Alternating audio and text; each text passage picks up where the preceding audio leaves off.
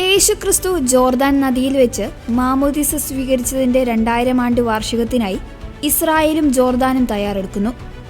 2030 നടക്കാനിരിക്കുന്ന ഈ ചരിത്രപ്രസിദ്ധമായ ആഘോഷങ്ങളുടെ ഭാഗമായി ലോകമെമ്പാടുമുള്ള ദശലക്ഷക്കണക്കിന് തീർത്ഥാടകരെ വിശുദ്ധ നാട്ടിലേക്ക് സ്വീകരിക്കുന്നതിനുള്ള മുന്നൊരുക്കങ്ങൾ ഇരു രാജ്യങ്ങളും ആരംഭിച്ചു.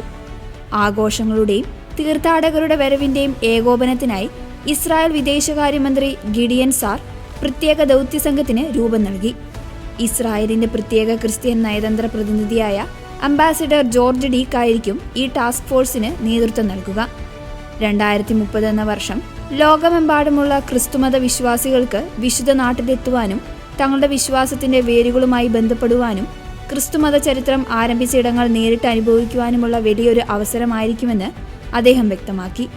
വിവിധ ഗവൺമെന്റ് ഏജൻസികളെ ഏകോപിപ്പിച്ചുകൊണ്ട് തീർത്ഥാടകർക്കായി വിപുലമായ സൗകര്യങ്ങളായിരിക്കും ഇസ്രായേൽ ഒരുക്കുക. എല്ലാ വിഭാഗങ്ങളിലും പെട്ട വിശ്വാസികൾക്കും വിശുദ്ധ സ്ഥലങ്ങളിലേക്ക് തടസ്സമില്ലാതെ പ്രവേശിക്കുവാനും ആരാധനാ സ്വാതന്ത്ര്യം ഉറപ്പാക്കുവാനും സർക്കാർ പ്രതിജ്ഞാബദ്ധമാണെന്ന് അദ്ദേഹം കൂട്ടിച്ചേർത്തു. ഇസ്രായേലിന് പുറമെ ജോർദാനും ആഘോഷങ്ങൾക്കായുള്ള തയ്യാറെടുപ്പുകൾ ഊർജിതമാക്കിയിട്ടുണ്ട്. പ്രധാന ചടങ്ങുകൾ നടക്കുന്നത് ചരിത്രപ്രസിദ്ധമായ അൽ മഖ്ദാസ് എന്ന സ്ഥലത്താണ്.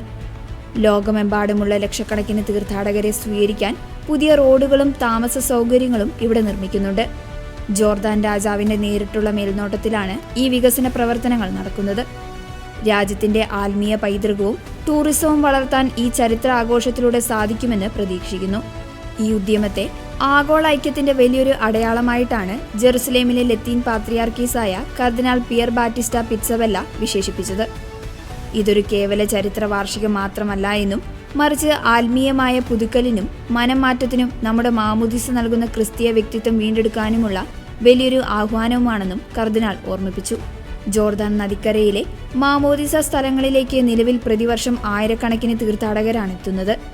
എന്നാൽ വാർഷികത്തിന്റെ ഭാഗമായി ഈ മേഖലയിലേക്ക് ക്രിസ്ത്യൻ തീർത്ഥാടകരുടെ വൻ ഒഴുക്കുണ്ടാകുമെന്നാണ് ഇരു രാജ്യങ്ങളും പ്രതീക്ഷിക്കുന്നത്.